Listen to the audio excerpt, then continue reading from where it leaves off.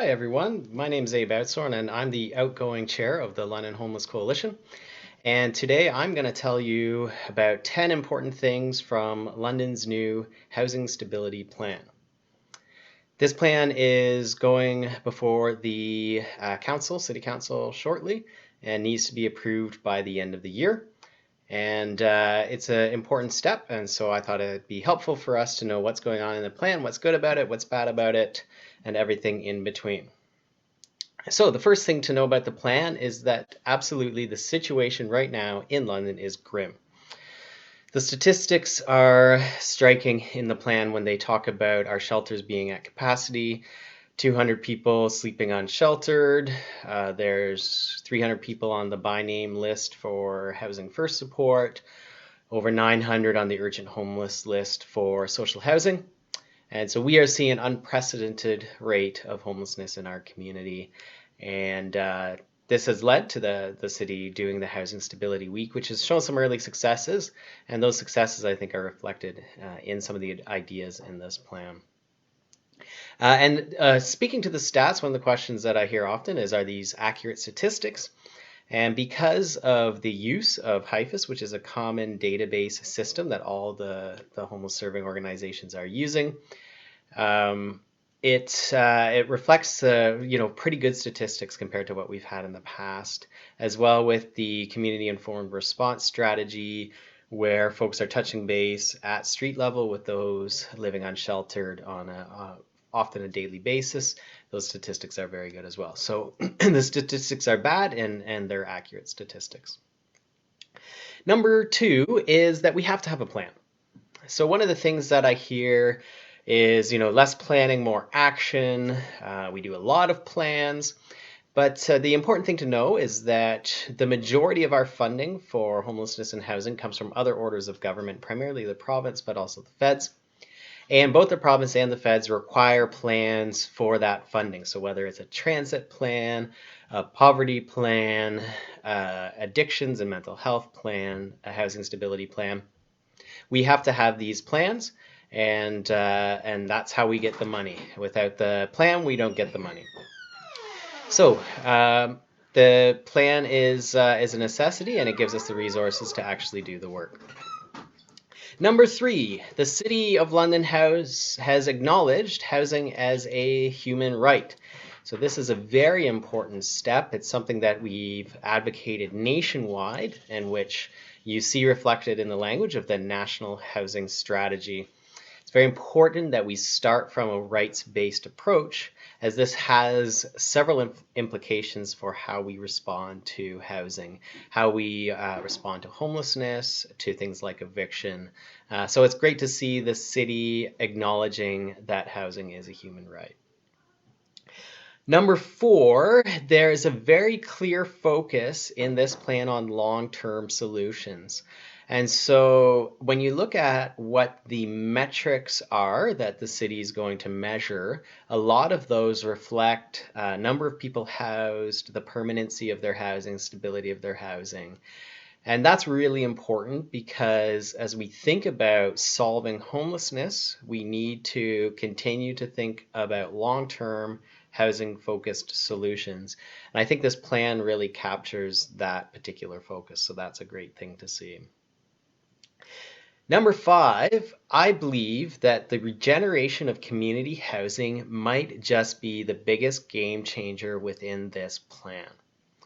Now, it's a big idea and it's a costly idea and it's going to take some time. However, the London community housing is actually sitting on hundreds of millions of dollars of equity, much of that simply in things like land. At the same time, they're facing hundreds of millions of dollars of capital repair backlogs, 5,000 families on the wait list for housing. And so the process whereby community housing would redevelop their existing properties to intensify on the property, allowing for a rebuild of units to provide more quality units in housing, to increase the number of affordable units that are available, and to intensify underutilized properties. There's a lot of parking lots in some London housing complexes. I think that's a great way for us to actually move forward. Because when we look at developing new units, they're very costly, and the process to leverage money from the feds in the province, it can be very long and very difficult.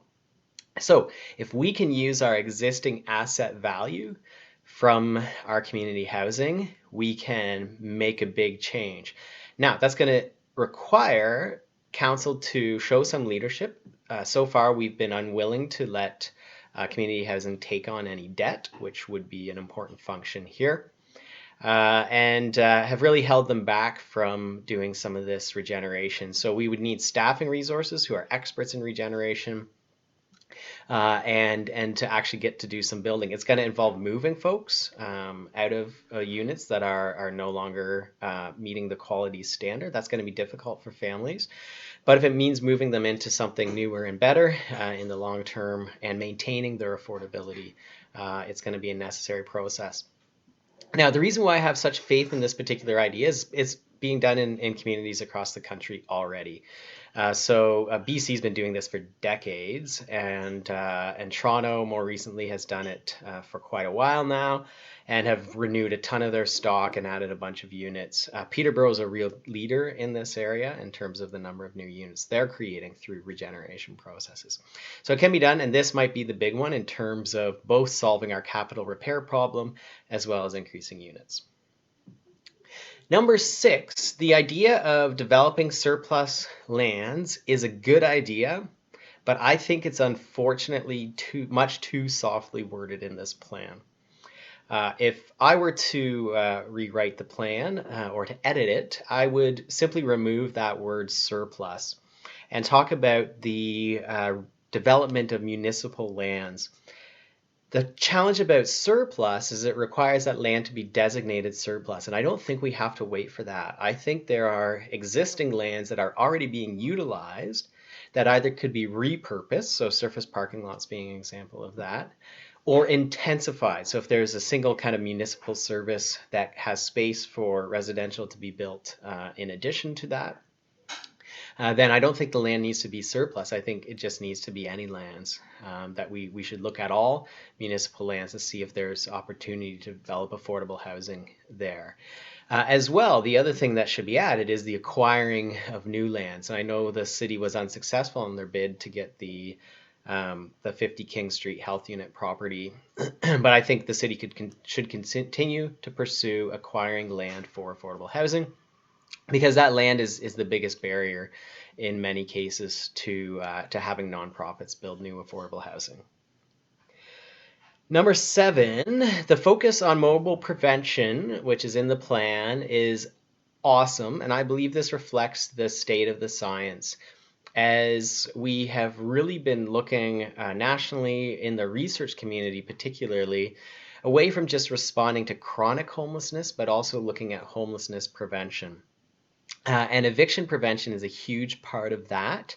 And we know that mobile services are one of the most effective ways. Phone services work as well, but mobile services even more effective in terms of eviction prevention. So great to see that in here, and I can't wait to see the city fund some new mobile eviction prevention services. Number 8, there is a reason why safe resting spaces are missing from this plan. I was concerned at first not seeing that there, because I know with the number of folks who are living unsheltered, we're really looking for 24/7 solutions for places where people can go that are safer and better serviced.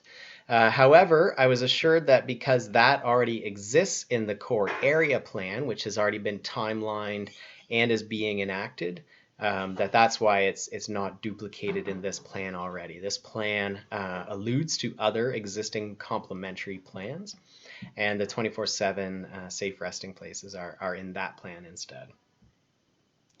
Number 9, it is great to see the mention of head leases. In a nutshell, a head lease means that rather than the individual themselves signing a lease, an organization, in this case potentially the City of London, signs the lease on behalf of the individual, and then that individual basically sublets from the organization or the city.